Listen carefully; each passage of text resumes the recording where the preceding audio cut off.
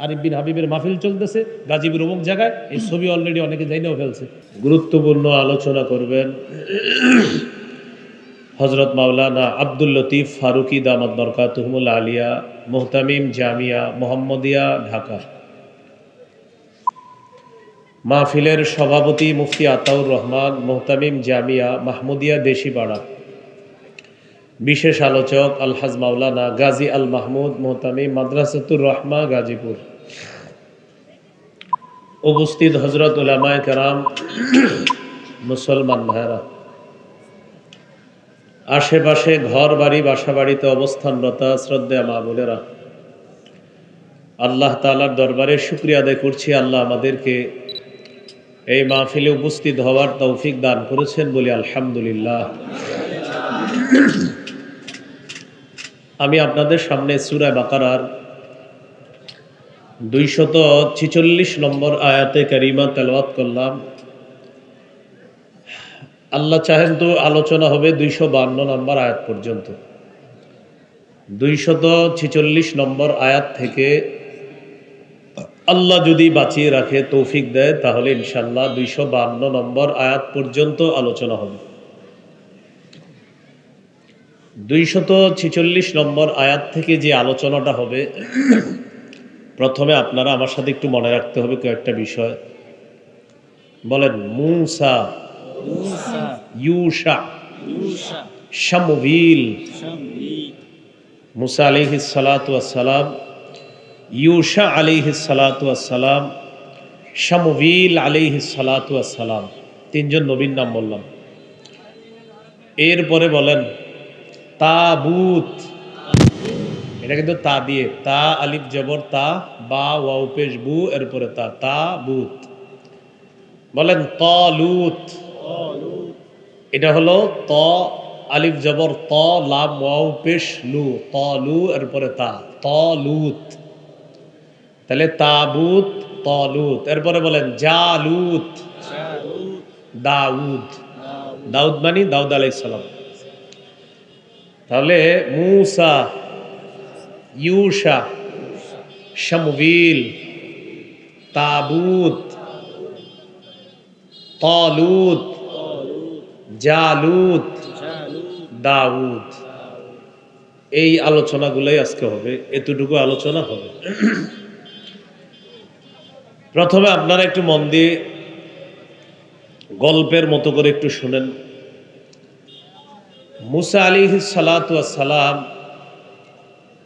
এবং বনী ইসরাইল সম্প্রদায় ফেরাউন বাহিনী থেকে মুক্তি পাওয়ার পর আল্লাহ তাআলা যখন মুসা আলাইহিস সালাম এবং তার বাহিনীকে ফেরাউনের কবল থেকে মুক্তি দান করলেন, তো মুসা আলাইহিস সালাতু ওয়াস সালাম লক্ষ্য করলেন তৎকালীন ফিলিস্তিন আমালিকা সম্প্রদায়ের দখলে, ফিলিস্তিন আমালিকা সম্প্রদায়ের দখলে। মুসা আলাইহিস সালাতু ওয়াস সালাম তার জাতিকে বললেন, চলো আমরা আমালিকা সম্প্রদায়ের বিরুদ্ধে জিহাদ করি, জিহাদ করে আমরা ফিলিস্তিন উদ্ধার করি। মুসা আলাইহিস সালাতু ওয়াস সালামের জাতি জবাব দিলেন, আমরা জিহাদ করব না, আপনি আর আপনার আল্লাহ গিয়ে জিহাদ করেন, আমরা বসে থাকি। এটা জবাব দিল মুসা নবীর জাতি। তখন আল্লাহ তাআলা তাদেরকে ওই জমিনের মধ্যে আটকায়া দিলেন। সিনাই উপত্যকা, কি উপত্যকা? সিনাই উপত্যকা বা সিনাই এলাকার মধ্যে তাদেরকে আল্লাহ বছরের পর বছর আটক করে রাখলেন। ওই এলাকায় মুসা আলাইহিস সালাতু ওয়াস সালামের ইন্তেকাল হয়েছে। তাহলে কি শিখলাম? আমালিকা সম্প্রদায় যারা ফিলিস্তিন দখল করেছিল, ফিলিস্তিনকে উদ্ধার করার জন্য মুসা আলাইহিস সালাতু ওয়াস সালাম বনী ইসরাইলকে বলল, চলো আমরা জিহাদ করি। তারা বলল না, আমরা জিহাদ করব না। তখন মুসা আলাইহিস সালাতু ওয়াস সালাম তাদেরকে নিয়ে সেখানেই থাকলেন, সিনাই উপত্যকার মধ্যে তাদেরকে নিয়ে অবস্থান করলেন। কোন কোন তাফসীরের মধ্যে এটার নাম আসছে তিহ। বলেন কি আসছে? তিহ, এরকম নাম। তো যাই হোক, সিনাই এলাকার মধ্যে আল্লাহ তাদেরকে রাখলেন। ওই এলাকাতেই মুসা আলাইহিস সালাতু ওয়াস সালামের ইন্তেকাল হয়েছে। মুসা আলাইহিস সালামের ইন্তেকালের পর আল্লাহ তাআলা মুসা আলাইহিস সালামের খাদেম ইউশাকে নবুয়ত দান করলেন। সুবহানাল্লাহ। তাহলে এখন নবীর নাম হলো ইউশা। কি নাম? ইউশা। ইউশা আলাইহিস সালাতু ওয়াস সালাম বুঝিয়ে শুনিয়ে একদল মুজাহিদ নিয়ে আমালিকা সম্প্রদায়ের বিরুদ্ধে জিহাদ করে ফিলিস্তিন উদ্ধার করেছে। সুবহানাল্লাহ। কোন নবী? ইউশা। এবার ফিলিস্তিন উদ্ধার করার পর ইউশা আলাইহিস সালাতু ওয়াস সালাম নবী হিসাবে জাতির দায়িত্ব পালন করেন। বিভিন্ন বিষয়ের মীমাংসার জন্য তিনি কি করতেন? বিভিন্ন এলাকায় কাজী নিয়োগ করতেন, বিচারপতি নিয়োগ করতেন। যেমন আমাদের দেশের প্রধান যে, উনি কি পুরা দেশ একা চালাইতে পারবে না, ওনার অনেক লোক লাগবে।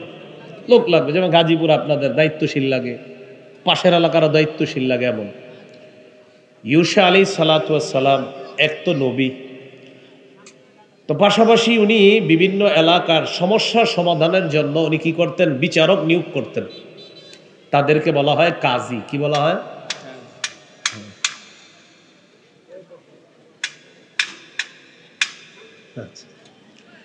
তো ওই যুগটাকে বলা হয় কাজীদের যুগ। ওই যুগকে কিসের যুগ বলা হয়? কাজীদের যুগ বলা হয়। এই কথাটা একটু মনে রাখবেন। ওই যুগটাকে কাজীদের যুগ কেন বলে? কারণ বিচারকরাই সব বিচার কাজ করত। মনে করেন এইখানে কিন্তু আপনার প্রতিনিধি আছে, এখানের মেয়র হয়, কমিশনার হয়, মেম্বার হয়, চেয়ারম্যান হয়, কাজী হয়, বিচারক হয়, কিন্তু তৎকালীন সমস্ত কাজ কারবারের দায়িত্ব শুধু বিচারকরা পালন করত বিভিন্ন এলাকায়। ইউশা আলাইহিস সালাতু ওয়াস সালাম ইন্তেকাল করলেন, তিনি দুনিয়া থেকে চলে গেলেন। তাহলে আলোচনা বুঝে থাকলে বলেন, ইউশা নবী চলে যাওয়ার পর দেশ চালাইতেছে তখন কারা? কাজীরা। কারা? কাজীরা, বিচারকরা। কিন্তু বিচারকদের এই দেশ চালানো আশেপাশের মানুষরা মেনে নিতে পারে না। তাদের দাবি হলো একজন শাসক লাগবে। কি লাগবে? শাসক। তখন তারা প্রায় সময় ফিলিস্তিনের উপর হামলা করত। চারদিক থেকে তারা ফিলিস্তিনের উপর হামলা চালাইতো, হামলা করত। ফিলিস্তিনের উপর যখন তারা হামলা করত চারদিক থেকে, এইভাবে হামলা করতে করতে কাজীদেরকে তারা পুরা পেরেশানির মধ্যে ফেলে রাখত। এক পর্যায়ে ফিলিস্তিনের একটা সম্প্রদায় হলো পৌত্তলিক সম্প্রদায়। কি সম্প্রদায়? পৌত্তলিক। এই পৌত্তলিকরা কি করলো? ফিলিস্তিনের উপর কঠিন একটা হামলা চালায়া তাদেরকে পর্যদস্ত করে ফেললো, তাদেরকে কাবু করে ফেললো। আর ওই কাজীদের মধ্যে একটা বরকতপূর্ণ সিন্দুক ছিল, এই সিন্দুকটাকে বলা হয় তাবুত। কি বলা হয়? বলছিলাম নি আগে, তাবুত।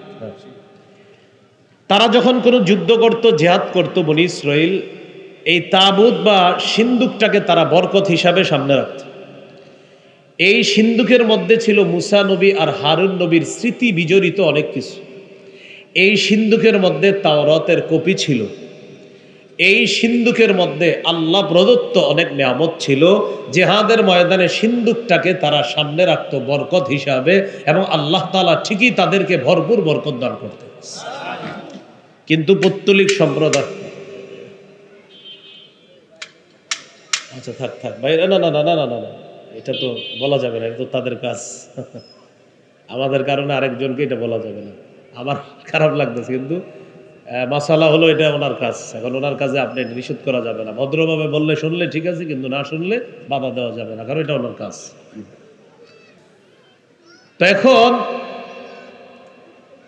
সিন্দুক যেটা সামনে রাখতো, সামনে রাখার পর এটা বরকতি হিসাবে সামনে রাখতো সিন্দুকটা।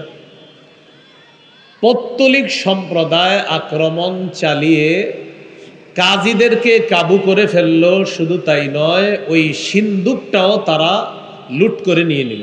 কোন সিন্দুক? যেই সিন্দুক বরকত হিসাবে তারা সামনে রাখত। আলোচনা বুঝে থাকলে বলেন, সিন্দুক নিয়ে গেল মানে তাওরাতের কপিও সিন্দুকের ভিতরে, মুসা নবীর স্মৃতি সিন্দুকের ভিতরে, হারুন নবীর স্মৃতি সিন্দুকের ভিতরে, আল্লাহ প্রদত্ত অনেক নেয়ামত সিন্দুকের ভিতরে। সিন্দুক লুট হওয়া মানে সব নেয়ামতগুলা লুট করে নিয়ে গেল। তাহলে পেরেশানি অনেকগুলা। এক, কাজী সাহেবদের ক্ষমতা শেষ হয়ে গেল। 2, বরকতি সিন্দুক বাক্স এটা লুট করে নিয়ে গেল। কাজীদের মধ্যে একজন কাজী ছিলেন, তার নাম ছিল শামউইল। বলেন কি নাম? আবার বলেন। আল্লাহ তাআলা তাকে নবুয়ত দান করলেন। সুবহানাল্লাহ। এই হলো শামউইল আলাইহিস সালাতু ওয়াস সালাম, যেটা আপনাদেরকে আমি প্রথমে শিখাইছি। মূসা, ইউশা, শামউইল। শামউইল আলাইহিস সালাতু ওয়াস সালাম নবুয়ত পাওয়ার পর তখন তিনি তার আমলেও তিনি চেষ্টা করতেছে কিভাবে সিন্ধুক উদ্ধার করা যায়, কিভাবে আবার শান্তি শৃঙ্খলা ফিরিয়ে আনা যায়, কিন্তু কোনোভাবেই সম্ভব হচ্ছে না। ওই আমলেও চারদিক থেকে প্রচুর পরিমাণে আক্রমণ চলতো শামউইল নবীর আমলে।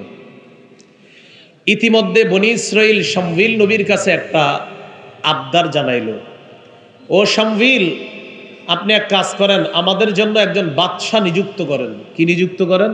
বাদশাহ, একজন শাসক, একজন বাদশাহ। কেন? আমরা ওই বাদশাকে নেতা মেনে তার পতাকা তলে আমরা লড়াই করব, যুদ্ধ করব, পত্তলিকদের বিরুদ্ধে যুদ্ধ করে আমরা আমাদের হারানো ঐতিহ্য ফিরিয়ে আনব, বাইতুল মুকাদ্দাস উদ্ধার করব, ফিলিস্তিন উদ্ধার করব। কিন্তু শর্ত হলো আপনি একজন বাদশাহ, শাসক, একজন নেতা নিযুক্ত করে দেন, যেই নেতার পতাকা তলে আমরা লড়াই করব। এতটুকু আলোচনা বুঝছেন সবাই? শামউইল আলাইহিস সালাতু ওয়াস সালাম তাদেরকে বললেন, এটা কি অসম্ভব? তোমাদেরকে যদি নেতা নিযুক্ত করে দেওয়া হয় আর তোমাদের উপর যদি জিহাদ ফরজ করা হয়, আমার তো মনে হয় তোমরা পিছু হটবা।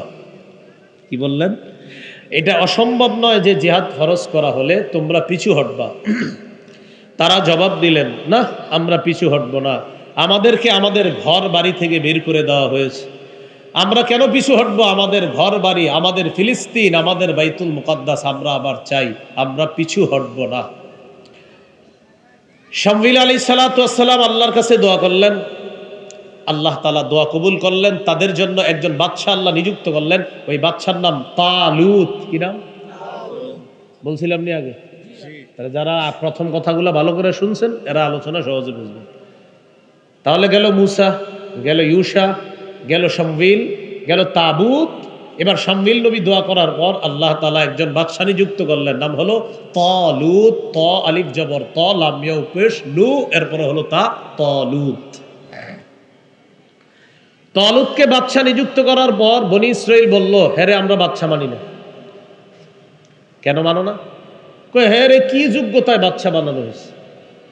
তার টাকা পয়সাও নাই, সে যে অনেক বড় কিছু এমনও না, তার কোন যোগ্যতায় আপনি হইল এটা কোনো বাদশা বানায় দিলেন? অথচ তারাই বলছিল একজন বাদশা বানান। তখন শামউইল নবী বললেন, দেখো, আল্লাহ তাআলা কাউকে যখন বাদশা বানায় তখন তার অনেক টাকা পয়সা ইত্যাদি এগুলা দেখে না। তালুতকে আল্লাহ তাআলা তোমাদের বাদশা বানিয়েছেন, তালুতের 2টা গুণ আছে। এক হলো তার এলেম আছে। সুবহানাল্লাহ। কি আছে? এলেম আছে। এটা হলো 1 নাম্বার গুণ। এই জন্য বাংলাদেশের ভবিষ্যৎ যাদেরকে দায়িত্ব দিবেন তাদের মধ্যে দেখবেন ধর্মীয় এলেম আছে কিনা, তাহলে চুরি বাটপারি থাকবে না। আপনারা ঘুরে ঘুরে ঠিক ঠিক বইলেও তো আবার ওইটাই করেন।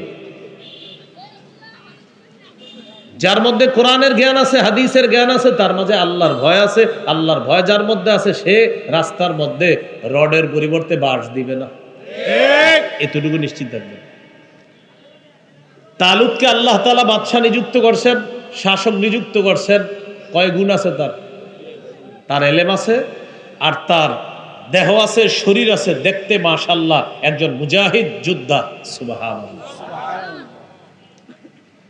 এরপরে বললেন, আল্লাহ যাকে ইচ্ছা তাকে রাজত্ব দান করেন, তোমরা মেনে নাও। এই কথা বলার পর বনি ইসরাইল কয়, আমগো তো মন চাইতেছে না তারে বাদশা মানতে। এবার শামউইল নবী বললেন, শোনো, তিনি যে একজন বাদশা এটার একটা আলামত আছে। কি আলামত? তোমাদের হারিয়ে যাওয়া যে সিন্দুকটা আছে, যেটা তোমরা সামনে রাইখা লড়াই করতা, যুদ্ধ করতা, তোমরা যদি তালুতের সাথে লড়াই করো, যুদ্ধ করো, যুদ্ধের আগেই ফেরেশতাদের মাধ্যমে ওই সিন্দুক আল্লাহ তোমাদের কাছে নিয়ে আসবে, আল্লাহ ফিরিয়ে দিবে। এটা হলো তালুতের বাদশা হওয়ার আলামত। বুঝছেন নি সবাই? ওই যে হারিয়ে যাওয়া সিন্দুক, এটা আল্লাহ ফেরেশতাদের মাধ্যমে ফিরিয়ে দিবে। এই কথা বলার পর তখন তারা একদল রাজি হয়ে গেল, ঠিক আছে আমরা লড়াই করব। বাদশাহ তালুত সৈনিকদেরকে নিয়ে রওনা করলেন। রওনা করার পর তাদেরকে বললেন, শোনো, এখন তোমাদের পরীক্ষা হবে। কি হবে? পরীক্ষা। এই পরীক্ষায় যারা পাশ করবে তারাই আমার সাথে সর্বশেষ জিহাদের ময়দানে যেতে পারবে, যারা ফেল করবে তারা পারবে না। প্রিয় গাজীপুরের মুসলমান ভাইয়ারা, কথা কি বুঝতেছেন? আচ্ছা, পরীক্ষাটা কি? এখন আমরা একটা নদী পাড়ি দিব। এই নদী পার হওয়ার সময় তোমাদের মধ্যে কেউ প্রচন্ড পিপাসা লাগলেও নদীর পানি পান করবা না, এটা একটা পরীক্ষা হবে। প্রচন্ড পিপাসা লাগলেও নদীর পানি পান করবা না, পরীক্ষা হবে। সাথে সাথে এটা বললেন, তবে কেউ যদি হাত দিয়ে এক আজলা পরিমাণ পানি তার হাতে এসে যায় এটা কোনো সমস্যা নাই, কিন্তু আপনার ডক ডক করে প্রচুর পানি পান করবে যারা, তারা আমার সাথে যেতে পারবে না। ঠিক আছে, চলেন। নদী পাড়ি দেওয়ার সময় বেশিরভাগই আপনার পানি পান করলো, তারা প্রচুর পানি পান করলো। মুজাহিদের সংখ্যা হয়ে গেল একদম সামান্য।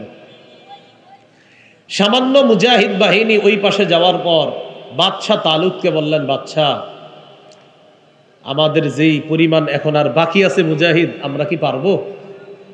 কয় সমস্যা নাই।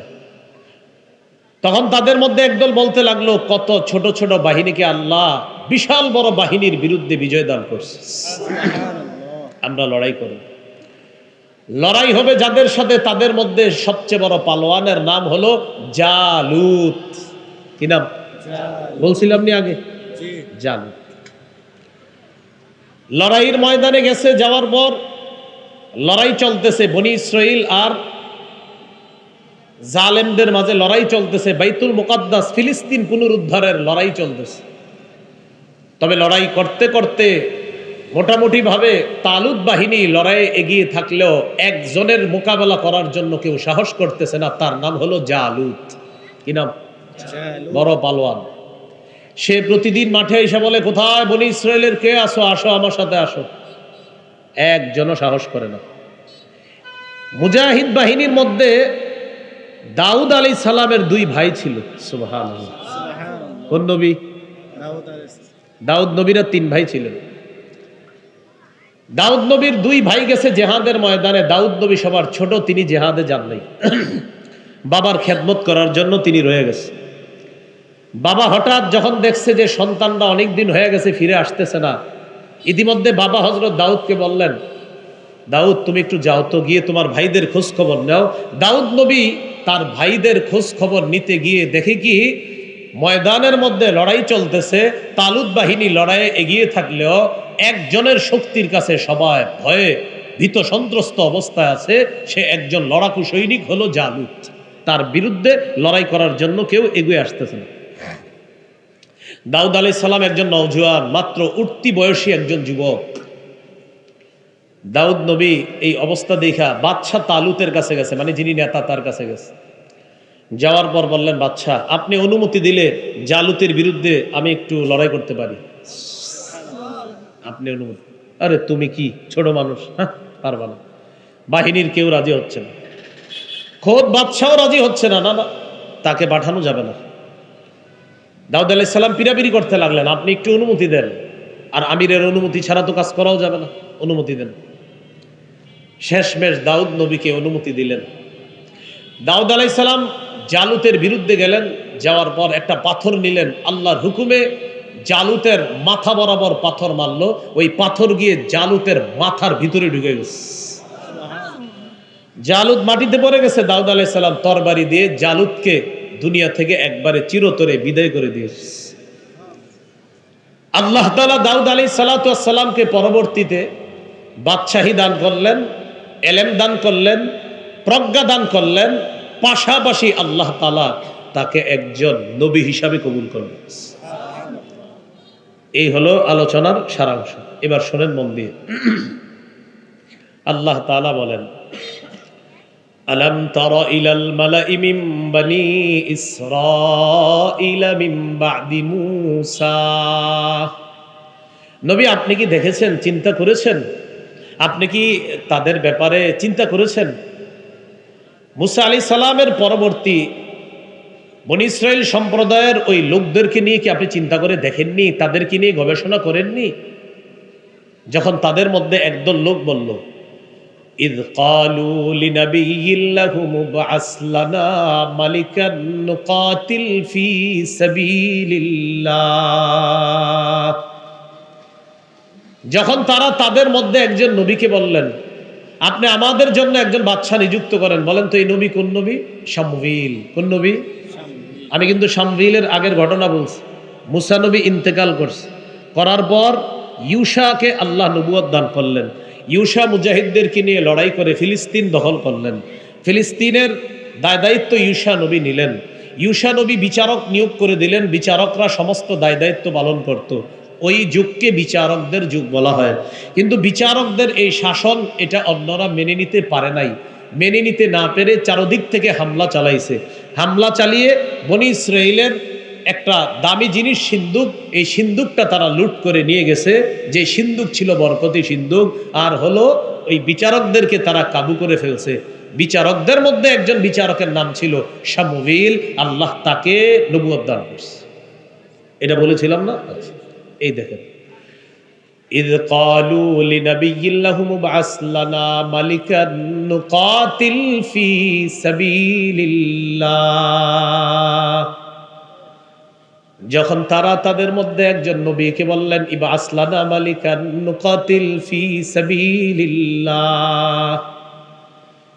শামউইল নবীকে তারা বললেন, ইবআস লানা মালিকা, আমাদের জন্য একজন বাদশা নিযুক্ত করে দেন, নুকাতিল ফী সাবিলিল্লাহ, যে বাদশার পতাকা তলে আমরা লড়াই করব, যুদ্ধ করব। শামউইল নবী বললেন, ক্বালা হাল আসাইতুম ইন কুতিবা আলাইকুমুল কিতালু আল্লা তুকাতিলু,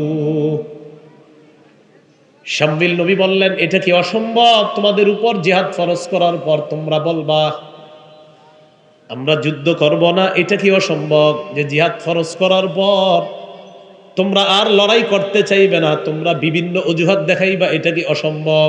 মানে শামউইল নবী বললেন, তোমরা তো ওই জাতি, মুসা নবী যাদেরকে অনেক কষ্ট করেও যুদ্ধে রাজি করাইতে পারে নাই, এখন জিহাদ ফরজ হলে এটা কি অসম্ভব যে তোমরা তখন বলবা যুদ্ধ করবা না?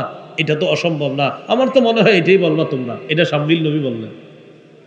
তারা জবাব দিলেন, ক্বালু ওয়া মা লানা আল্লা নুকাতিলা ফী সাবিলিল্লাহ ওয়া ক্বাদ উখরিজনা মিন দিয়ারিনা ওয়া আবনাইনা। বনী ইসরাইল সম্প্রদায় জবাব দেয়, ওয়া মা লানা আল্লা নুকাতিলা ফী সাবিলিল্লাহ, কেন আমরা আল্লাহর রাস্তায় লড়াই করব না? ওয়া ক্বাদ উখরিজনা মিন দিয়ারিনা, অথচ আমাদেরকে আমাদের ঘর বাড়ি থেকে বের করে দেওয়া হয়েছে। ওয়া আবনাইনা, আমাদের সন্তানদের থেকে আমাদেরকে বের করে দেওয়া হয়েছে। শামউইল নবী কি বলছিলেন? জিহাদ ফরজ করার পর তোমরা একদল বলবা যে যুদ্ধ করব না। তো তারা জবাব দিছে না, করব। এবার দেখেন কি বলে, ফালাম্মা কুতিবা আলাইহিমুল কিতাল, যখন তাদের উপর জিহাদ ফরজ করা হলো, তাওয়াল্লাউ ইল্লা কালিলাম মিনহুম, মুষ্টিময় কিছু মুজাহিদ ছাড়া সবাই পিছু হটলো। অথচ তারাই বলছিল কিন্তু জিহাদ করবে। যখন জিহাদ ফরজ করা হলো, কয়েকজন ছাড়া, কিছু সংখ্যক ছাড়া সবাই তাওয়াল্লাউ, পিছনে সরে গেল, না না আমরা জিহাদ করব না। তাহলে শামউইল নবীর অনুমান কি সঠিক ছিল কিনা? সঠিক। ওয়াল্লাহু আলিমুম বিজ্জালিমিন, আল্লাহ তাআলা জালেমদের সম্পর্কে অবগত। যারা বলে জিহাদ করব করব, কিন্তু জিহাদের হুকুম আসার পর তখন আর তারা জিহাদে যায় না, পিছনে হটে যায়, এরা জালেম। এদের ব্যাপারে আল্লাহ সম্যক অবগত। গাজীপুর আলেমরা নবীর ইজ্জতের জন্য মিছিলে ডাক দেয়, আর হাত তুইলা বলে ইনশাআল্লাহ যে কোনো মূল্যে আমরা যাব। যেই মাত্র মিছিলের ডাক এসে যায় তখন কয় হুজুররা যাক, আমি বসে থাকি। আসেনি এমন? আপনারা নাই, কিন্তু ওরকম থাকতে পারে। এবার দেখেন কি বলে, وقال لهم نبيهم إن الله قد بعث لكم طالوت ملكا, বললেন তোমাদের দাবি অনুযায়ী আল্লাহ তাআলা তোমাদের জন্য একজন বাদশা নিযুক্ত করে দিয়েছেন। সুবহানাল্লাহ। বলেন তো আপনারা বাদশার নাম কি হবে? মাশাআল্লাহ। আপনি কইলে হবে না, সাধারণ জনগণ বলতে হবে। কি নাম? তালুত। বলেন কি নাম? তালুত। তো আল্লাহ তোমাদের জন্য একজন বাদশা নিযুক্ত করে দিয়েছেন, কি নাম? কদ বাআসা লাকুম তালুতা মালিকা। আল্লাহ তোমাদের জন্য তালুত নামে এক ব্যক্তিকে বাদশা নিযুক্ত করে দিয়েছেন। এখন তারা কি বলে দেখেন, ক্বালু আন্না ইয়াকুনু লাহুল মুলকু আলাইনা ওয়া নাহনু আহাক্কু বিল মুলকি ওয়া লাম ইউতা মিনহু বিল মুলকি মিনহু ওয়া লাম ইউতা সাআতাম মিনাল মাল। তারা বলল, আন্না ইয়াকুনু লাহুল মুলকু আলাইনা, আমাদের উপর তার রাজত্ব কিভাবে হয়, সে কিভাবে বাদশাহী পায়? ওয়া নাহনু আহাক্কু বিল মুলকি মিনহু, তার চাইতে রাজত্ব পাওয়ার বেশি যোগ্য আমরা। বনি ইসরাইল বলল, সে কিভাবে রাজত্ব পায়, আমরা বেশি রাজত্ব পাওয়ার যোগ্য। ওয়ালাম ইউতা সাআতাম মিনাল মাল, তাকে তো বেশি সম্পদও দেওয়া হয় নাই, সম্পদের প্রাচুর্যও তাকে দেওয়া হয় নাই। এই যুগে দেখেন, আপনি নেতা হইতে গেলে টাকা খরচ করা লাগে, আর আপনারাও ঠিক একদল লোক অপেক্ষায় থাকেন যে আমি কত কইরা পাবো এক একজনের কাছে। অথচ এটা নেতৃত্বের গুণ না। কি করবে এরাও দেখে, আপনি করে খাওয়াইলে আপনারা ঠিকই খান। ওয়ালাম ইউতা সাআতাম মিনাল মাল, বনি ইসরাইল বলল নেতৃত্বের যোগ্য আমরা, তাকে সম্পদের প্রাচুর্য দেওয়া হয় নাই, তার মানে তাদের দাবি অনুযায়ী সম্পদওয়ালা হইলে নেতা হবে। নবী জবাব দিলেন, ক্বালা ইন্নাল্লাহা আসতাফাহু আলাইকুম ওয়া যাদাহু বাসতাতান ফিল ইলমি ওয়াল জিসম, নিশ্চয়ই আল্লাহ তালুতকে তোমাদের উপর নির্বাচন করেছেন। ওয়াজাদাহু বাসতাতান ফিল ইলমি ওয়াল জিসম, আল্লাহ তাআলা তাকে এলেমে এবং শরীরে ভরপুর দান করেছেন। জাদা, তাকে অনেক বেশি দিয়েছেন আল্লাহ। ফিল ইলমি বাসতাতান ফিল ইলম, অনেক প্রশস্ত এলেম দিয়েছেন আল্লাহ, প্রচুর বিদ্যা দিয়েছেন। ওয়াল জিসমি, দৈহিক শক্তি আল্লাহ তাকে দান করছে। তো জিহাদ করার জন্য কি টাকা দরকার না শক্তি দরকার? শক্তি। তো আল্লাহ তাআলা তাকে এটা দান করেছেন। এবার শেষে বলতেছেন, ওয়াল্লাহু ইউতি মুলকাহু মান ইয়াশা ওয়াল্লাহু ওয়াসিউন আলিম। আল্লাহ যাকে ইচ্ছা তাকে রাজত্ব দান করেন। আল্লাহ ওয়াসিউন, প্রাচুর্যের অধিকারী, আলিম, আল্লাহ সর্বজ্ঞানী। বলেন, সম্পদ কাকে দিবে না দিবে এটা জানেন কে? সমস্ত বিষয়ের খবর রাখেন কে? আল্লাহ। তাহলে এই আলোচনা থেকে আমরা শিখলাম, টাকাওয়ালা হওয়া নেতৃত্বের যোগ্যতা না, বরং বিদ্যা বুদ্ধির অধিকারী হওয়া এটা নেতৃত্বের বড় একটা যোগ্যতা। আল্লাহ আমাদেরকে কথাগুলা বুঝে আগামী নেতৃত্ব নির্বাচনের তৌফিক দান করেন। এখন তারা মানতেছে না, থুর আন্দাজি, এরে আমরা বাদশা মানি না। শামবিল আলাইহিস সালাতু ওয়াস সালাম বললেন, তালুত যে বাদশা, এটার প্রমাণ কি? বলেন তো আপনারা, কি প্রমাণ? আলেমরা না, অন্যরা বলে। হ্যাঁ, একটা এটা এলেম তো দিছে বললাম, আরেকটা আছে, তার একটা প্রমাণ আছে। সিন্ধুক ফিরে আসবে। মাশাআল্লাহ, কি ফিরে আসবে? সিন্ধুক। সে যে বাদশা, এটা নিদর্শন হলো তার অধীনে তোমরা লড়াই করলে তোমাদের সেই বরকতি সিন্ধুকটা ফিরে আসবে। তো দেখেন কি বলে, وقال لهم نبيهم إن آية ملكه أن يأتيكم التابوت فيه سكينة من ربكم وبقية مما ترك آل موسى وآل هارون تحمله الملائكة وقال لهم نبيهم, তাদের নবী শামবিল বললেন, ইন্না আয়াতা মুলকিহি আইয়াতিয়াকুমুত তাবুত, তালুত যে একজন বাদশা, তার বাদশাহীর নিদর্শন, আলামত হলো আইয়াতিয়াকুমুত তাবুত, তোমাদের কাছে তোমাদের সিন্ধুকটা ফিরে আসবে। ফিহি সাকিনাতুম মির রাব্বিকুম, যেই সিন্ধুকের মধ্যে তোমাদের জন্য তোমাদের রবের পক্ষ থেকে প্রশান্তি রয়েছে। সুবহানাল্লাহ, সিন্ধুকের ভিতর প্রশান্তি, বরকত রয়েছে। ওয়াবাকিয়াতুম মিম্মা তারাকা আলু মূসা ওয়া আলু হারুন তাহমিলুহুল মালাইকা, মূসা নবী আর হারুন নবীর রেখে যাওয়া স্মৃতি রয়েছে ওই সিন্ধুকের মধ্যে। তাহমিলুহুল মালাইকা, এই সিন্ধুক ফেরেশতারা বহন করে নিয়ে আসবে। সুবহানাল্লাহ। ইন্না ফি যালিকা লাআয়াতাল লাকুম ইন কুনতুম মুমিনিন, যদি তোমরা মুমিন হও এতে তোমাদের জন্য নিদর্শন রয়েছে, যদি তোমরা ইমানদার হও এতে তোমাদের জন্য নিদর্শন রয়েছে। তাহলে আমরা এতটুকু পর্যন্ত বুঝলাম, তালুতকে আল্লাহ বাদশাহ বানায়া দিলেন। বাদশাহীর তার যোগ্যতা ছিল, তার জ্ঞান আছে, তার এলেম আছে, মাশাল্লাহ দৈহিক শক্তি আছে। আল্লাহ তাআলা তাই তাকে শাসক বানাইলেন, নেতা বানাইলেন, যুদ্ধে নেতৃত্ব দেওয়ার জন্য আল্লাহ তাকে নির্বাচিত করলেন। বনী ইসরাইল বিষয়টা মেনে নিতে পারছে না। তখন শামউইল নবী তাদেরকে বললেন, দেখো তিনি যে একজন বাদশাহ, তার আরেকটা প্রমাণ হলো তোমাদের সেই হারিয়ে যাওয়া লুট করা যে সিন্দুকটা আছে, যে সিন্দুক আসদুদি সম্প্রদায় লুট করে নিয়েছিল। ওইটা বলি নাই, কোন সম্প্রদায়?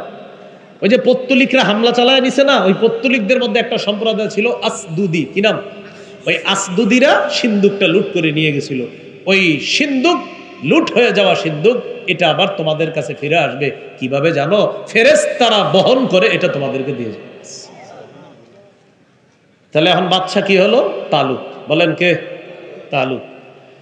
তালুত বাদশাহ হলেন, তাদের তাবুত ফিরে আসছে। সুবহানাল্লাহ। তালুতের নেতৃত্বে তারা রওনা করছে, তারা জিহাদ করবে। আলহামদুলিল্লাহ, আল্লাহ তাআলা তাদের ওই হারিয়ে যাওয়া, লুট হয়ে যাওয়া সিন্দুক আল্লাহ ফিরিয়ে দিছে। তাহলে তালুত পাইলাম, তাবুত পাইলাম। তালুত, তাবুত। বলেন তালুত, তাবুত। তালুত মানি বাদশাহ তালুত, আর তাবুত মানি সিন্দুক। তাবুত মানি কি? সিন্দুক। রয়ে গেল দুইটা, জালুত আর দাউদ। বলেন জালুত, দাউদ। তাহলে তালুত হলেন বাদশাহ, তাবুত হলো বরকতি সিন্ধুক। এবার বাদশাহ তালুত, যিনি জিহাদের ময়দানে নেতৃত্ব দিবেন, তাদেরকে নিয়ে রওনা করলেন, সৈন্যদেরকে নিয়ে।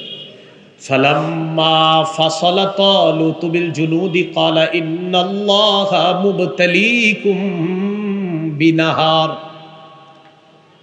তালুত যখন সৈন্যদেরকে নিয়ে রওনা করলেন, করার পর তাদেরকে বললেন, নিশ্চয়ই আল্লাহ তাআলা তোমাদেরকে নদী দিয়ে পরীক্ষা করবে। নদী কি দিয়ে?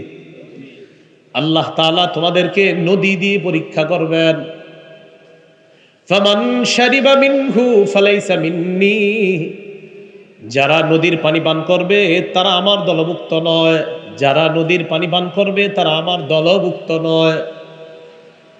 وَمَنْ لَمْ يَطْعَمْهُ فَإِنَّهُ مِنِّي إِلَّا مَنِ اغْتَرَفَ غُرْفَةً بِيَدِهِ। আর যারা নদীর পানি আস্বাদন করবে না, তবে হাতের এক আজলা পরিমাণ পানি যদি এসে যায় সেটা ভিন্ন কথা, এটা দোষ না। যারা পেট ভরে পানি পান করবে না, আস্বাদন করবে না, তারাই হবে আমার সাথে দলভুক্ত মুজাহিদ বাহিনী। তাহলে বাহিনীর সবাই যে টিকবে এমন না, নদী পাড়ি দেওয়ার পর সিলেক্টেড হবে কারা কারা জিহাদে যাবে।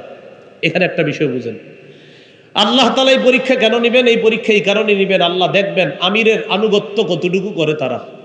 কার আনুগত্য? বলেন কার আনুগত্য? আমিরের আনুগত্য কতটুকু করে, এটা দেখার জন্য। আমিরের আনুগত্যের ব্যাপারে মনে রাখবেন, সূরা নিসার 59 নম্বর আয়াতে আল্লাহ বলেন, ইয়া আইয়ুহাল্লাযীনা আমানু আতিউল্লাহ ওয়া আতিউর রাসূল ওয়া উলিল আমরি মিনকুম। হে ঈমানদারগণ, তোমরা আল্লাহর আনুগত্য করো, রাসূলের আনুগত্য করো, ওয়া উলিল আমরি মিনকুম, তোমাদের মধ্যে যারা শাসক, যারা দায়িত্বশীল হবে তাদের আনুগত্য করো। এখানে আমার সাথে বলেন, বলেন আল্লাহ এবং তার রাসূলের আনুগত্য, বলেন নিঃশর্তভাবে করতে হবে। শাসকের আনুগত্য, আমিরের আনুগত্য, দায়িত্বশীলের আনুগত্য নিঃশর্তভাবে করা যাবে না। এখানে শর্ত লাগবে। নিঃশর্তভাবে আনুগত্য হবে আল্লাহর, নিঃশর্তভাবে আনুগত্য হবে মুহাম্মদ সাল্লাল্লাহু আলাইহি সাল্লামের। এরপর যে উলিল আমরি যিনি হবেন, তার আনুগত্য নিঃশর্তভাবে হবে না, সেখানে অনেক শর্ত লাগবে, সেখানে অনেক নীতিমালা লাগবে।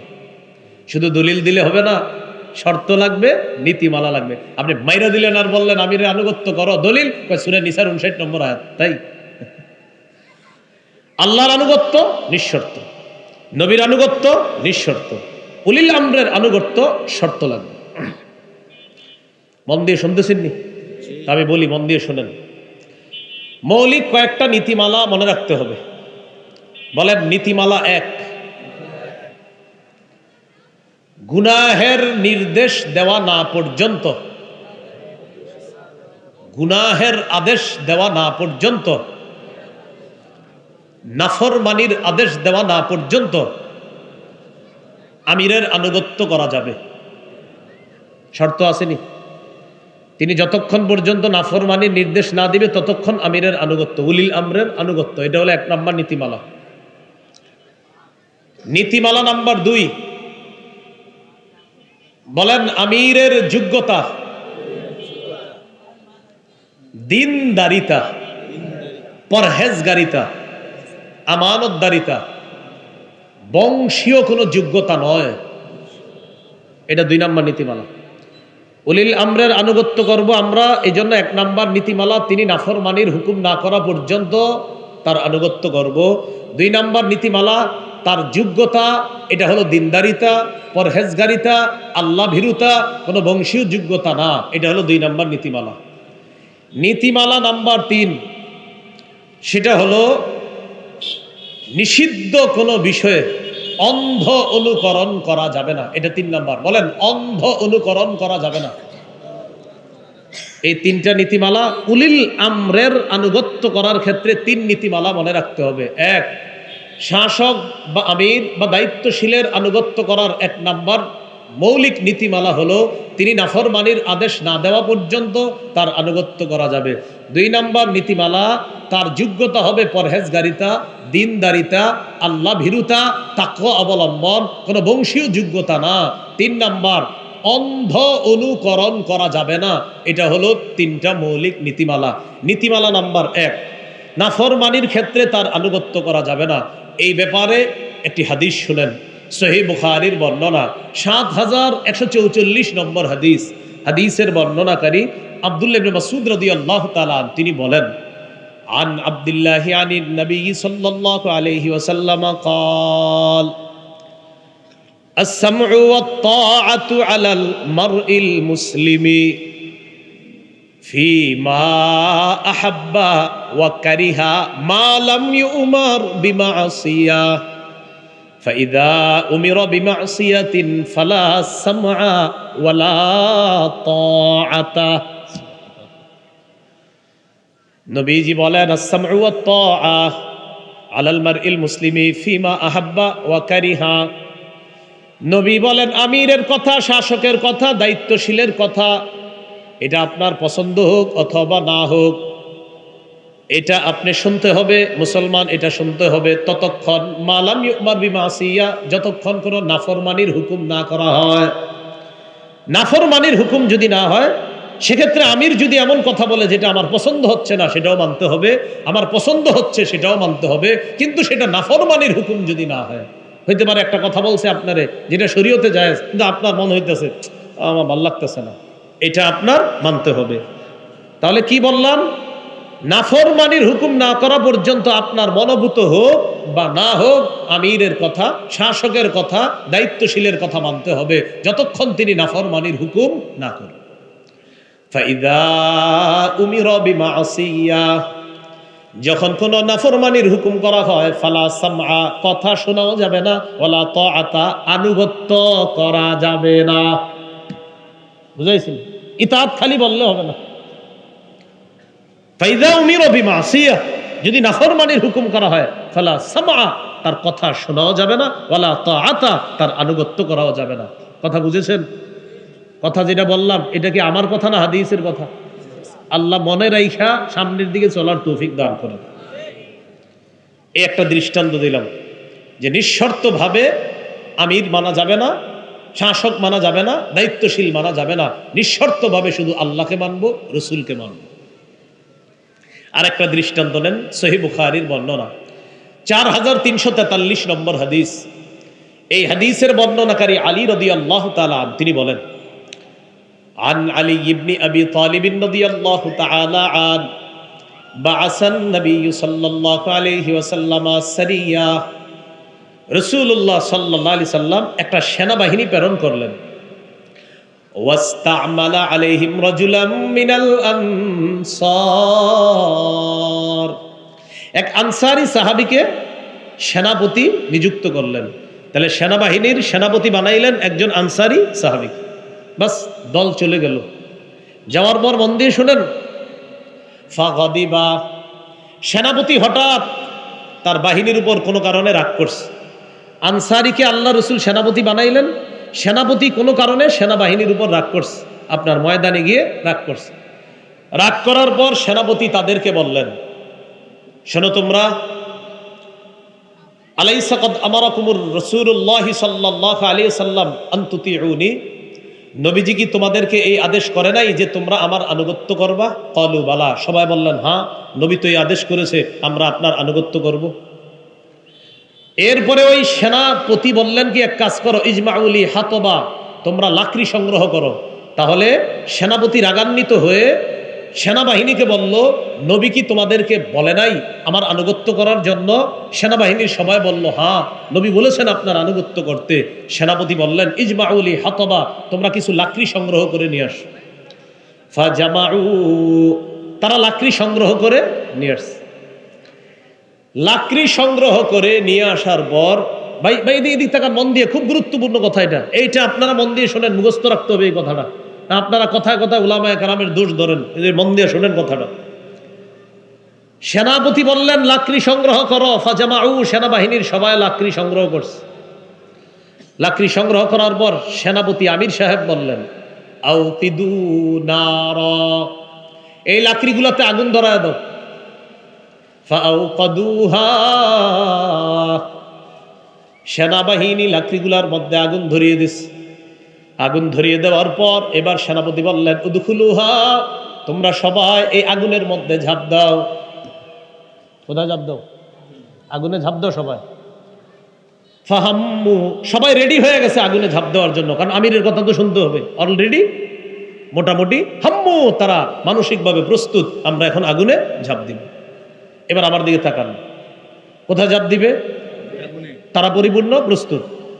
এবার কি করছে দেখেন, ফাজাআলা ইউমসিকু বা'দুহুম বা'দা, একজন আরেকজনকে এইভাবে ধরতেছে আর বলতেছে, এই মানে একসাথে লাভ দিবে তো, তখন ইউমসিকু বা'দুহুম বা'দা, একজন আরেকজনকে বলতেছে, এই ওয়ায়াকুলুনা, আর বলা বলি করতে হলো, ঘটনা কি, আমরা কি আসলে ঝাঁপ দিব? বলতেছে ঝাঁপ দিব আসলে। এইভাবে বলতে বলতে আপনার তখন তারা বলতে লাগলেন, ইন্না কদ ফারারনা মিনান নারি ইলা রাসূলিল্লাহি সাল্লাল্লাহু আলাইহি ওয়াসাল্লাম, আমরা তো আগুন থেকে বাঁচার জন্য নবীর কাছে আসছি, আমরা জাহান্নামের আগুন থেকে বাঁচার জন্য নবীর কাছে আসছি। সেই নবীর কথা অনুযায়ী আমরা আপনার আনুগত্য করব, ঠিক, কিন্তু নবী এই কথা কখনো মনে হয় বলবে না যে আপনার আনুগত্য করতে গিয়ে আগুনে ঝাঁপ দিব। যেই আগুন থেকে বাঁচার জন্য আমরা নবীর কাছে আসছি, সেই নবী আমাদেরকে আগুনে ঝাঁপ দেওয়ার জন্য আপনার আনুগত্য করতে বলবে, এটা আমাদের বিশ্বাস হচ্ছে না। কথাটা কি বুঝছেন? জাহান্নামের আগুন থেকে বাঁচার জন্য যেই নবীর কাছে এসেছে, সেই নবী আপনাকে আনুগত্য করতে বলেছে, কথা সঠিক, কিন্তু আপনার আনুগত্য করতে গিয়ে আগুনে ঝাঁপ দিব আমরা, নবী আমাদেরকে এই আনুগত্য করার কথা বলতে পারে না, এটা আমাদের বিশ্বাস হচ্ছে না। ফামাজালু, তারা এইগুলা বলতে বলতে বলতে বলতে খালি কথা কাটাইতে কাটাইতে হাত্তা খামাদাতিন নার, আগুন নিভে গেছে, লাকড়ির আগুন সব নিভে গেছে। ওয়াসাকানা গদবুহু, সেনাপতির রাগও কমে গেছে, আমির সাহেবের রাগ কমে গেছে। তাহলে এদিক দিয়ে রাগও কমে গেল, আগুনও নিভে গেল। ফাবালাগান নবিয়্য সাল্লাল্লাহু আলাইহি ওয়াসাল্লাম, ব্যাপারটা আল্লাহ রসুলের কাছে গেছে। ইয়া রসুল আল্লাহ, এমন এমন একটা ঘটনা ঘটতে গিয়েছিল, হুজুর আপনার কাছে জানতে চাই বিষয়টা কি। নবীজি বললেন, যদি আমিরের কথা অনুযায়ী তোমরা আগুনে ঝাঁপ দিতা, কিয়ামত পর্যন্ত আর আগুন থেকে তোমরা বের হতে পারত না, তোমরা আগুনেই চলে যেতা। পরে রসুল বললেন, শোনো, আমিরের আনুগত্য মানে সব বিষয়ে আনুগত্য করবা এমন না, আত্তাআতু ফিল মারুফ, শুধু ন্যায়সঙ্গত বিষয়ে আমিরের আনুগত্য করবা, নাফরমানির কোনো কথায় আমিরের ইতাআত আনুগত্য করা যাবে না। কি বুঝলেন? কথা কি বুঝছেন সবাই? শুধু বুঝলে হবে না, এটা আরো 10 জনের বুঝাইতে হবে আপনার। সহিহ বুখারীর 4343 নম্বর হাদিস। তাহলে মৌলিক কয়টা নীতিমালা? 3টা। 1 নম্বর, নিঃশর্ত আনুগত্য করা যাবে না, তিনি নাফরমানির কথা না বলা পর্যন্ত তার কথা শোনা যাবে। এই যে আগুনে ঝাঁপ দিতে বলছিল, কিন্তু নবীজি বললেন, যদি তোমরা তার এই কথা শুনতা, এটা হতো নাফরমানি, আর এই নাফরমানি শোনার কারণে যদি আগুনে ঝাঁপ দিতা, কিয়ামত পর্যন্ত আগুনই থাকতা, সেখান থেকে আর বেরোতে পারত না। 2 নম্বর নীতিমালা, যোগ্যতা কোনো বংশ হবে না, বরং সে যদি দেখতে কালো হয়, সে যদি আল্লাহওয়ালা হয়, পরহেজগার হয়, তাকে তোমরা মেনে নিবা। সহিহ মুসলিমের বর্ণনা 1838 নম্বর হাদিস। ইয়াহইয়া ইবনে হুসাইন রাহমাতুল্লাহি আলাইহি বলেন, সামিআতু জাদ্দাতি তুহাদ্দিসু আন্নাহা সামিআতিন নবী সাল্লাল্লাহু আলাইহি সাল্লাম, আমি আমার দাদিকে বলতে শুনেছি, আমার দাদি বলেন রাসূল সাল্লাল্লাহু আলাইহি সাল্লাম বিদায় হজের ভাষণে খুতবা দেওয়াকালীন বলেছেন, ইয়াখতুবু ফি হাজ্জাতিল ওয়াদা, বিদায় হজের সময় তিনি খুতবার সময় বলেছেন, শোনো, ওয়ালাবিস্তুমিলা আলাইকুম আবদুন, তোমাদের কোনো দায়িত্বে যদি কোনো গোলামকেও দেওয়া হয়, তোমাদের দায়িত্ব ভার যদি কোনো গোলামকে দেওয়া হয়, তোমাদের দায়িত্ব ভার যদি কোনো গোলামকেও দেওয়া হয়, মুসলিমের অন্য বর্ণনা আসছে উদ্দেশ্য হলো আসওয়াদ, কোনো কালো গোলামকেও যদি দেওয়া হয়, ইয়াকুদুকুম বিকিতাবিল্লাহ, যেই কালো গোলাম আল্লাহর কিতাব অনুযায়ী ফয়সালা করে, রসুলের সুন্নাহ অনুযায়ী ফয়সালা করে, ফাসমাউ লাহু, সেই কালো গোলাম, কালো শাসক, কালো দায়িত্বশীলের কথা তোমরা কান দিয়ে শোনো, ও আতিউ, তার কথা তোমরা মেনে নাও। 2 নম্বর নীতিমালা। নীতিমালা নাম্বার 3 বলেন, অন্ধ অনুকরণ করা যাবে না। বলেন, সূরা মাইদাহ আল্লাহ তাআলা বলেন, ওয়াইদা কিলা লাহুম তাআলাউ ইলা মা আনজালাল্লাহ ওয়া ইলার রাসূলি ক্বালু হাসবুনা মা ওয়াজাদনা আলাইহি আবাআনা। আল্লাহ তাআলা বলেন, যখন তাদেরকে বলা হয়, ওয়াইদা কিলা লাহুম তাআলাউ ইলা মা আনজালাল্লাহ, যখন তাদেরকে বলা হয় তোমরা আসো, ইলা মা আনজালাল্লাহ, যা আল্লাহ নাজিল করেছেন, ওয়াইলার রাসূল, রাসূলের উপর যা নাজিল করেছেন, ইযা কিলা লাহুম, যখন তাদেরকে বলা হয় তাআলাও আসো, ইলা মা আনজালাল্লাহ, ওই দিকে আসো যা আল্লাহ নাজিল করেছেন, ওয়াইলার রাসূল, রাসূলের দিকে আসো, ক্বালু, তখন তারা জবাব দেয়, হাসবুনা মা ওয়াজাদনা আলাইহি আবাআনা, আমাদের জন্য যথেষ্ট সেটাই যা আমাদের বাপদাদাদেরকে পেয়েছে। নাউজুবিল্লাহ, আমাদের বাপদাদাদেরকে যেটার বিষয় পেয়েছি আমরা, এটাই আমাদের জন্য যথেষ্ট।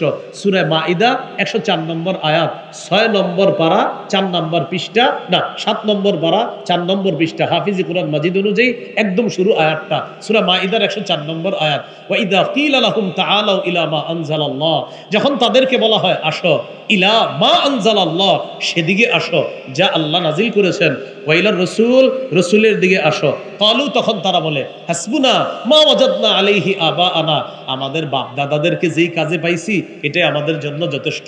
আল্লাহ তাআলা বলেন, আওয়ালাউ কানা আবাউহুম লা ইয়ালামুনা শাইআও ওয়া লা ইয়াহতাদুন, তাদের বাপদাদারা যদি না জানে, তাদের বাপদাদা যদি হেদায়েত না পায়, তাহলেও কি তাদেরকে অনুসরণ করবে তারা? এটা কেমন কথা? তাহলে বলেন তো, বাপ দাদা হেদায়েতের উপর না থাকলে তাদের অনুসরণ করা যাবে? আরো জোরে বলেন। তাহলে আমি যার অনুসরণ করি, উলামায়ে কেরাম যদি বলে তিনি গোমরা, তিনি পথভ্রষ্ট, তার অনুসরণ করা যাবে? বুঝছে না, না বুঝছে? আল্লাহ আমাদেরকে কথাগুলো বুঝার তৌফিক দান করেন। মনে আসেনি কোথায় আছি আমরা? ভুলে গেছি। পানি যারা পান করবে, আমি তালুতের সাথে তারা থাকবে না, পানি যারা না পান করবে তারা আমার সাথে থাকবে। এখানে আল্লাহ পরীক্ষা নিবে আমিরের কথা কতটুকু মানা যায়। সে আমিরের কথা মানতে গিয়ে বললাম, আমিরের কথা নিঃশর্তভাবে মানা যাবে না, মানতে হবে আল্লাহকে নিঃশর্ত, রসুলকে নিঃশর্ত, আমিরকে শর্ত সহ মানতে হবে। তো যাই হোক, তারা নদী পাড়ি দিস, ফাশারিবু মিনহু ইল্লা কালিলাম মিনহু, নদী পাড়ি দেওয়ার সময় সামান্য কিছু মানুষ ছাড়া, মুজাহিদ ছাড়া সবাই পানি পান করছে। ফালাম্মা জাওয়াজাহু হুয়া ওয়াল্লাযীনা আমানু মাআ, তালুত এবং তার সাথে ঈমানদার যারা, তারা যখন নদী পাড়ি দিয়ে ওপারে চলে যায়, ক্বালু লা তাকাতা লানাল ইয়াওমা বিজালুতা ওয়া জুনুদি, মুজাহিদ বাহিনী বলতে লাগলেন, লা তাকাতা লানাল ইয়াওম, আজ আমাদের কোনো শক্তি নাই, বিজালুতা ওয়া জুনুদি, জালুতের সাথে লড়াই করার কোনো শক্তি নাই, ওয়া জুনুদিহি, তার সেনাবাহিনীর সাথে লড়াই করার কোনো শক্তি নাই। এটা মুজাহিদরা প্রথমে বললেন। قال الذين يظنون انهم ملاقুল্লাহ, যারা নিশ্চিতভাবে এটা বিশ্বাস করে তারা আল্লাহর সাথে সাক্ষাৎ করবে, তারা বললেন, কাম মিন ফিআতিন কলিলাতিন গালাবাত ফিআতান কাসীরাতাম বিইজনিল্লাহ, যারা আল্লাহর সাথে সাক্ষাৎ করবে এই বিশ্বাস যাদের আছে তারা বললেন কত ছোট বাহিনী আল্লাহর হুকুমে বড় বাহিনীকে পরাজিত করেছে। আমরা আশাবাদী, আমরা ছোট দল হলেও ইনশাল্লাহ আল্লাহর যদি হুকুম থাকে, সাহায্য থাকে, আমরাই বিজয় লাভ করি। বদরের বাহিনী, বদরে রাসূল সাল্লাল্লাহু আলাইহি সাল্লামকে আল্লাহ বিজয় দান করছেন না? এরপরে আল্লাহ তাআলা বলেন ওয়াল্লাহু মা'আস সাবিরিন, যারা ধৈর্যশীল, যারা সবর অবলম্বন করবে, জিহাদের ময়দানে যারা ধৈর্য ধরতে পারবে, আল্লাহ তাদের সাথে আছে। বাস চলে গেল, জিহাদ শুরু হবে এবার। ওয়ালাম্মা বারাজু লিজালুত ওয়া জুনুদিহি ক্বালু রব্বানা আফরিগ আলাইনা সাবরা। ওয়ালাম্মা বারাজু লিজালুত ওয়া জুনুদিহি, তালুত বাহিনী যখন জালুত বাহিনীর সাথে লড়াইয়ে মুখোমুখি হয়ে গেল, ক্বালু রব্বানা আফরিগ আলাইনা সাবরা, মুজাহিদরা দোয়া করলেন আল্লাহ আমাদেরকে আপনি ধৈর্য দান করেন, আমাদের উপর আপনি ধৈর্য ঢেলে দেন। আফরিক ঢেলে দেওয়া, ধৈর্য ঢেলে দেন। ওয়াসাব্বিত আকদামানা, আমাদের পাগুলা আপনি মজবুত রাখেন জিহাদের ময়দানে। ওয়ানসুরনা আলাল কওমিল কাফিরিন, কাফেরদের বিরুদ্ধে আমাদেরকে আপনি সাহায্য করেন। ফাহাজামুহুম বিইজনিল্লাহ, ফাহাজামুহুম বিইজনিল্লাহ, আল্লাহর হুকুমে তালুত বাহিনী জালুত বাহিনীকে পরাজিত করে দিল। কিভাবে? ওয়া কতালা দাউদ জালুতা, দাউদ নবী জালুতকে হত্যা করছে। কিভাবে হত্যা করছে মনে আসেনি? দাউদ নবীর দুই ভাই জিহাদের ময়দানে আছে, ওই দুই ভাইকে খুঁজতে আসছে দাউদ নবী, এসে দেখে জালুত খালি হুমকি দমকি দিচ্ছে, কে আসো আসো আমার সাথে লড়াই করার জন্য। তখন তালুতের কাছে অনুমতি চাইছে দাউদ নবী, প্রথমে অনুমতি দিতে চায় নাই, ছোট্ট মানুষ। অনুমতি দেওয়ার পর একটা পাথর মারলেন, পাথর মারার পর জালুতের মাথায় লাগছে, লাগার পর সে পড়ে গেছে, তরবারি নিয়ে তাকে দুনিয়া থেকে বিদায় করে দিয়েছে। আল্লাহ বলেন কতালা দাউদ জালুতা, দাউদ জালুতকে হত্যা করেছেন। ওয়া আতাহুল্লাহুল মুলকা ওয়াল হিকমা, আল্লাহ তাআলা দাউদকে রাজত্ব দিয়েছেন, হিকমত দিয়েছেন। ওয়া আল্লামাহু মিম্মা ইয়াশা, আল্লাহ যা ইচ্ছা তাকে তা শিখিয়ে দিয়েছেন। এবার সর্বশেষ আল্লাহ বলেন, আপনাদের মনে এখন আসবে একদল মানুষকে আরেকদল মানুষ এইভাবে শেষ করলো, এটা কেমন কথা বলেন তো? একদল মানুষের মধ্যে দুই দলই কি ভালো ছিল না একদল ভালো?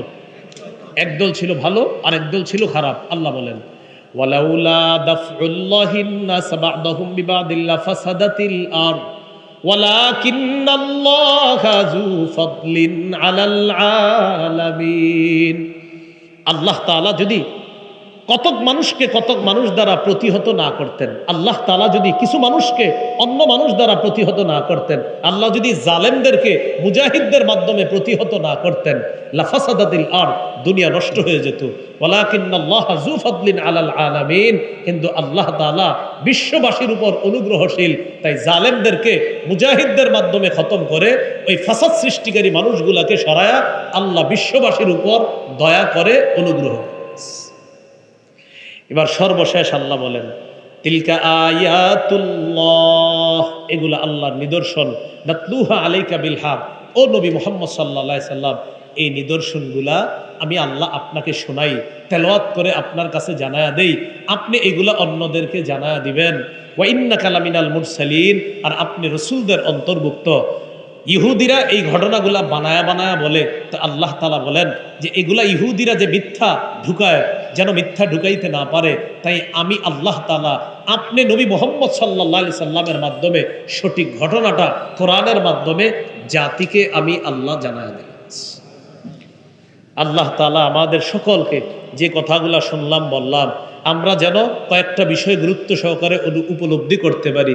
এর মধ্যে একটা হলো রাজত্ব দেয় কে? যোগ্যতা কার আছে না আছে এটা জানেন কে? টাকা পয়সায় কি রাজত্বের মাপকাঠি? বরং এলেম বুদ্ধি বুদ্ধা এটা থাকলে আল্লাহ তাকে রাজত্ব দান করতে পারেন। দ্বিতীয় শিক্ষা, আল্লাহ তাআলার নিদর্শন, বরকতি নিদর্শন, এই বরকত যেই সমস্ত বিষয়গুলো আছে এগুলা যেন আমরা কখনো হাতছাড়া না করি, আল্লাহর নেয়ামতের কদর যেন আমরা করতে পারি। তৃতীয় বিষয় হলো আল্লাহ যখন কোনো মানুষকে আমিরত্বের দায়িত্ব দেয়, আল্লাহ যখন কাউকে শাসন ক্ষমতা দেয়, আল্লাহ যখন কাউকে পরিচালনার দায়িত্ব দেয়, তাকে আমাদের মানতে হবে। তবে মানার ক্ষেত্রে তিনি আমাদেরকে যখন পরিচালনা করবেন তাকে নিঃশর্ত এক, নাফরমানির হুকুম না করলে আমরা তাকে মানব। 2 নম্বর, তিনি যদি যোগ্যতায় দিনদারি পরহেজগার মুত্তাকি হয় আর হেদায়েতের উপর থাকে তাকে আমরা মানব। 3 নম্বর, তাকে আমরা অন্ধ অনুকরণ করব না, অনুসরণ করব না, যে আমাদের পূর্বপুরুষরাও তাকে মানছে আমরাও মানব না, বিষয়টা এমন না। বরং যুগের হক্কানি উলামায়ে কেরাম যেইভাবে আমাদেরকে মান্যের কথা বলবে, আনুগত্যের কথা বলবে, ইতাআতের কথা বলবে, সেইভাবেই আমরা আনুগত্য করব ইনশাআল্লাহ। সর্বশেষ কথা, ছোট বাহিনী যদি আল্লাহর শুধু নুসরত সাহায্য ওই ছোট বাহিনীর সাথে থাকে, এই ছোট বাহিনীকেও বিশাল বাহিনীর সাথে আল্লাহ তাআলা বিজয় দান করেন। আল্লাহ আমাদেরকে কথাগুলা বুঝার আমল করার তৌফিক দান করেন।